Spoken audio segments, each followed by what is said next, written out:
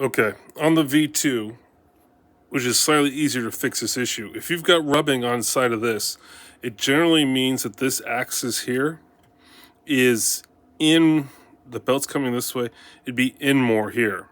And it depends on where it's rubbing. So if it's rubbing way in the back here, you're probably out like this. If it's rubbing from like the frontish part, you're probably in like this. And I bet you as you push this thing back, the rubbing here will either come in or come out. You're gonna have to look at it.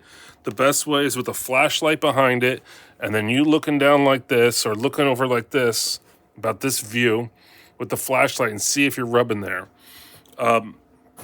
That can be solved because what it means is that your gantry is not all square, and it's generally this back one here.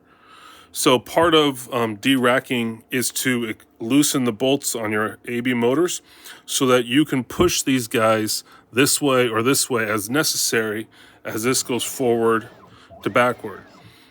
Sometimes it's unavoidable, but I would check your other XY joint to see if it's happening there, because if it's happening on both, you're going to have this one coming in, this one coming in, and it's going to do it. But you may also have a situation where you're both like this, right? So it's going to rub each one differently.